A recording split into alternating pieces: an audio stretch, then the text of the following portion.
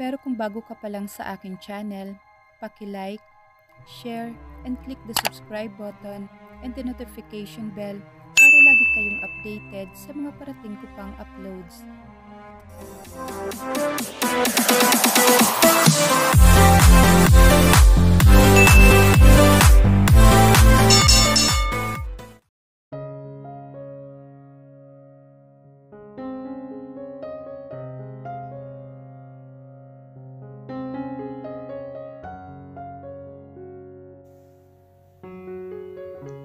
Bakit kailangan mo pa mag-resign kung nasa mabuting kalagayan naman palang anak mo? Si Jeremy. Isa ito sa mga executive officers na medyo kasundo niya. Ito lang kasi ang hindi nagpapalipad hangin sa kanya sa department nila. And for the other female office mate, wala na siyang naging kasundo sa mga ito. Hindi niya alam kung anong inaayuan ng mga ito sa kanya. Ipinagkibit balikat na lang niya yun. Lalo pa, at nandun naman si Jeremy na laging kinakausap siya. Hindi ko kaya malayo sa kanya na matagal. And in fact, Baguio is the perfect place for me. Hindi mahirap makahanap ng trabaho doon dahil naging manager rin ako sa plantasyon dati. How about the father of your son? Bumuntong hininga siya. Siya nga ang rason kung bakit ko tinatago si August. Anyway, uuwi ka na ba? Oo, sabay ka na sa akin? Sige. Why don't you give him a chance? Tanong nito. Naipit sila sa traffic, kaya may pagkakataon nitong harapin siya at seryosong nagtatanong. Chance? Binigyan niya ba ng chance si August? Kahit ang inosenteng bata, pinatikim na niya ng kalupitan niya. But people change, Alexandra. Malay mo, nagsisisi na siya.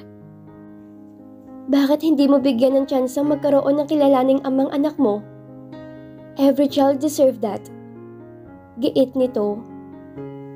Kung ikaw ang nasa sitwasyon ko, hindi mo masasabi mga yan sa akin, Jeremy. Of course, nasa side ka niya dahil lalaki ka. But how about my vice versa? Ikaw ang babae, ikaw ang nagabriyado. What do you think you will do? And one more thing, hindi ako nagpapatawad ng taong hindi naman humihingi ng tawad sa akin. I don't know, Alexandra. Why don't you consider his point of view? I mean, climb to his skin and walk around it. Jeremy, hindi ko alam kung alin ang hindi mo naintindihan. He never wished to have a child. He was even 4 years when I told him that I was pregnant. Tell me, ano pa bang pag-iintindi ang dapat kong gawin? That he's afraid that history might repeat itself? How about his past? You knew it was a tough for him, a broken family. Why don't you consider such things? Napasa po siya sa magkabilang sentido. Please lang, Jeremy. Masakit ng ulo ko, wag mo nang dagdagan. Okay, I'm sorry. Saka ito nagpatuloy sa pagmamaneho. Ang lahat ng sinabi nito ay paulit-ulit na umaalingaw sa kanyang isip. Does Marco have fears? Parang hindi naman yun ang nakikita niya. Nagawa nga nitong tumayo sa sarili nitong mga paa. Pero bakit siya nagawa niyang itaguyod ang anak na mag-isa? But he's still not strong enough. She has fears. Her greatest fear is August, that he might choose Marco than her. Time will come. Marunong na tong pumili kung kanino nito gustong sumama. And it scares her. August in her life, kung mawawala to sa kanya, para na rin siyang pinutulan ng hininga. But do you think he will give up easily? Tanong nito kapag kuwan. Magsasawa din yun pagdating ng panahon. Alam niyang sa mga oras na yon, alam na nito na nilipat niya si August sa pinapasukan. She never informed Miss Jasmine about the school. Isinekreto niya yun sa principal. May tiwala siyang hindi siya nito ipagkakanulo kahit kanino. Mabuti na lang, naging sigurista siya. She's made her sign an agreement na wala tong ilalabas na impormasyon tungkol kay August. Well, I don't think so. Anong ibig mong sabihin? Kunot noong tanong niya. Ngumuso ito sa unahan. Nakita nila si Marco na nakatayo sa harapan ng kanilang apartment. Lampasan mo. No. Face him. No, Jeremy, please. Tarantang pakiusap niya. Let's make a scene. Just go with the flow. Jeremy, anong binabalak mo? Kinakabahang tanong niya. Nahigit niyang hininga nang huminto nga ito sa mismong tapat na kinaroroonan ni Marco. Dahil nasa kanang bahagi siya ang natapat sa kinatatayuan nito. Pigil niyang hininga na mag-umpisang ibaba ni Jeremy ang bintana ng kotse nito. Hey mister, what can we do for you? Hindi agad to nakahuma hanggang unti-unting kumunot ang noo nito. I'm waiting for her. Seryoso nitong tugon. Napansin niya ang paggalawan ng mga panga nito. Babe, do you know him? Anang Jeremy. Lihim niya itong pinandilatan ng mata. Babe? Does your babe know that we had a son? Nangangalit na bagang na tanong nito. Talagang gumawa nga ng eksena si Jeremy. Base sa itsura ni Marco, hindi nito nagugustuhan ang nakikita. Oh, you're August's father? Jeremy, thank you sa paghatid. Tanging nasabi lang niya at mabilis na umibis ng kotse nito. Pinandilatan niya to ng mata para itaboy. Wala ba akong kiss, babe? Next time na lang. Sumusukong sagot niya. Kahit yata madulong pa siya sa kakasaway dito, ay hindi ito makikinig. Okay, bye. I call you when I'm home. Love you. Ingat. Nakangiwing sagot niya. Nakahinga lang siya na maluwag na makaalis na ito. Mabilis niyang tinungo ang maliit na gate na hindi tinitingnan si Marco. Alam niya ang sadya nito, ang kumprontahin siya. Pero kahit anong iwas niya dito, nagawa pa rin niya tong sundan sa loob ng bahay. Babe? Bahaw na tumawa ito. Alam ba ng babe mo na halos mabaliw ka na sa akin noon? How you love waiting deep inside you. Nandito ka ba para basusin ako? Galit niyang baling dito. Did you do it to him? Nangangalit na bagang na tanong nito. Umakyat yata lahat ng dugo sa kanyang ulo. Anong karapatan nitong tanungan siya ng ganun? Yes, I did. May problema ka ba doon? Matagal lang itong nakatitig sa kanya. Walang naitugon sa sinabi niya. Iisa lang ang tiyempo ng kanilang paghinga dahil sa pareho silang galit. Where's August? Pagkuway tanong nito nang makahuma. Why don't you find him? Di ba dun ka naman magaling? You can't do this to me, Alexandra. I just did, Marco. Alam mo ba kung bakit ayoko makilala ka ni August? Dahil masama kang tao. Masama kang tao, Marco. Nag-uumpisa na namang manginig ang kanyang kalamnan. Gumuhit sa kanyang balintataw ang anyo nito nang sabihin niyang buntis siya. Ang mga akusasyon nito, higit sa lahat paulit-ulit na umaalingaw sa kanyang utak ang narinig niya noong panahong tinawagan niya to. Kuyom ang kamao nito habang namumula ang mukhang nakatingin sa kanya. This bad person almost died in fire because of that damn diary, Alexandra. Mahina, ngunit puno ng hinanakit na litanya nito. I almost died in that fire. Marco, it's your fault. I didn't give you that thing. Akin yun in the first place. If you save it from your burning house, hindi ako magpapasalamat sa'yo. Because you know why? I didn't ask you to do that. Hindi na niya iniisip kung anong sinasabi. Lahat na yata ng galit niya rito noon pinalabas niya. And Marco, you deserve that. You do. Hindi niya napaghandaan ang paghaklit nito sa kanyang braso. I deserve that? Let me go! Matigas siyang saad. Sinikap niyang hindi mapangiwi sa higpit ng hawak nito. Bigla niyang pinagsisihan ng lahat ng sinabi. It's too much. Hindi makatao. Ngunit masisisi ba siya nito? Galit siya. Galit na galit. Say it again. Nag-umpisa na siyang kabahan dahil hindi may tatagong galit na talaga to. Akala niyo noon ay kilala niya ito ng lubos. Ngunit bigla to naging misteryoso sa kanya. He showed he cared, but most of the time, he showed his ruthless. Noong araw na nakita niya to after long years, she almost don't believe it was Marco.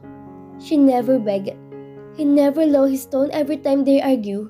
And most of all, he never feel pain. Who would have known?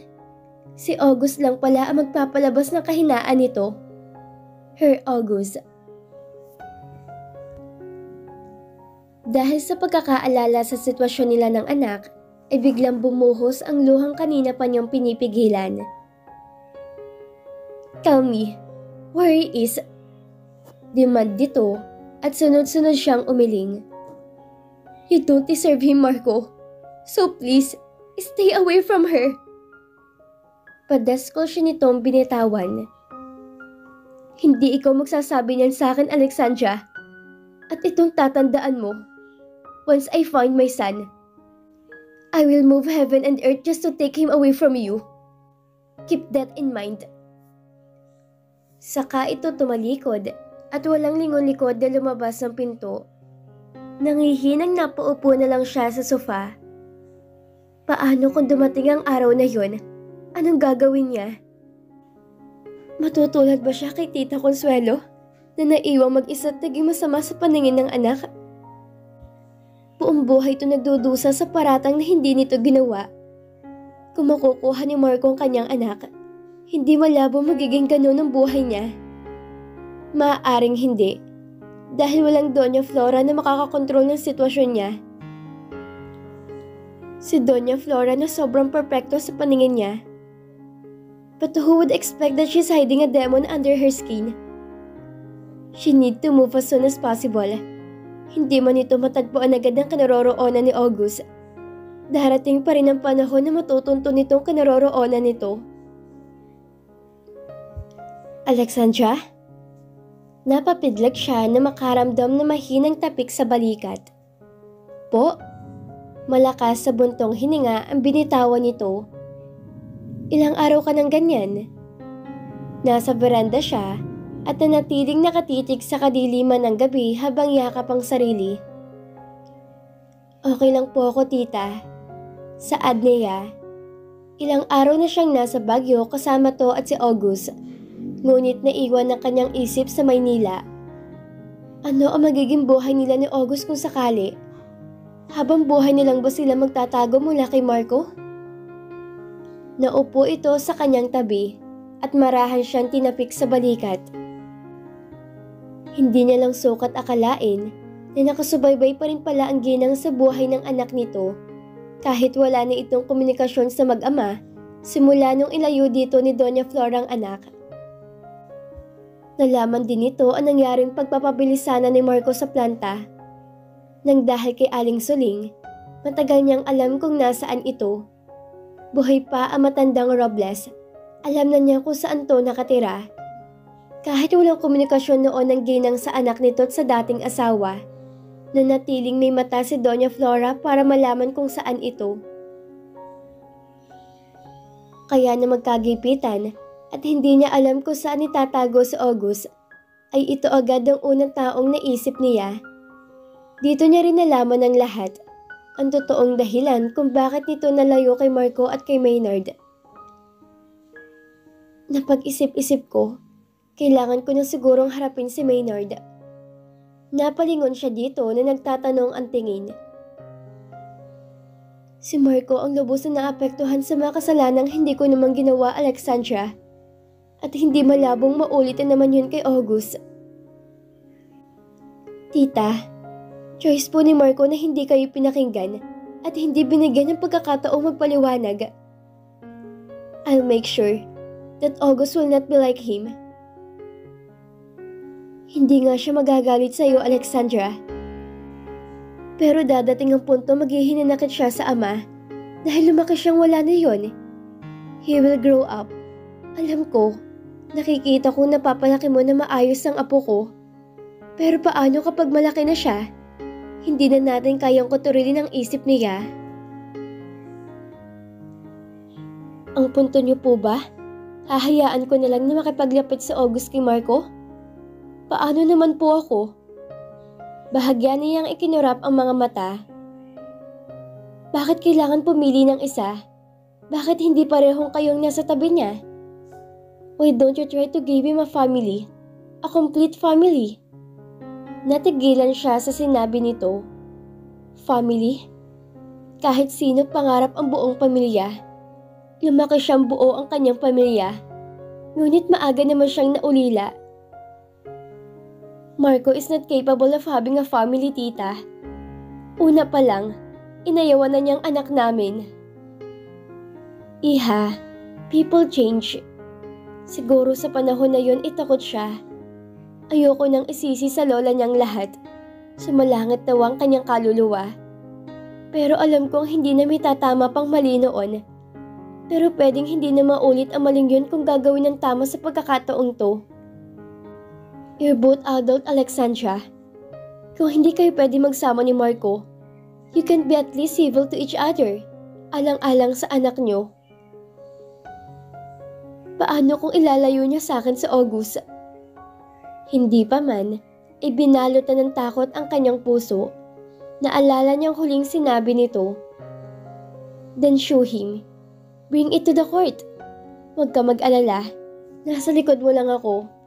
No matter what happened, Alexandra, hindi kita pababayaan. Ina din ako. At alam ko kung anong pakiramdam ng paggagawa ng karapatan sa anak. Pero alam kong hindi mangyayari yun. You may be seen Marco as a heartless, but he still have a soft heart inside. Kilala ko yung anak ko. Tumango-tango lang siya. Kahit ang totoo maraming agam-agam na naglalaro sa kanyang isip. Sasabihin niyo po ba kay Mr. Robles ang tungkol kay August? Nagawa niyang itanong. Kung hindi ka bibigat ng loob mo, it's time for us to fix it, Alexandra. Para maiwasan na lalo pang maging komplikado. Kailangang umpisahang ayusin sa puno dahil doon nagsisimula ang lahat. At matagal ko nang pinatawad si Maynard sa kasalanan niya sa akin noon. Matatanda na kami. Soon to be marami pa kaming August na darating sa buhay namin. At isa pa, nakakapagod na magtago. Gusto ko nang lumabas sa lungga ko kasama yung apo ko. Gusto ko siyang ipagmalaki sa buong mundo. Because he deserves it.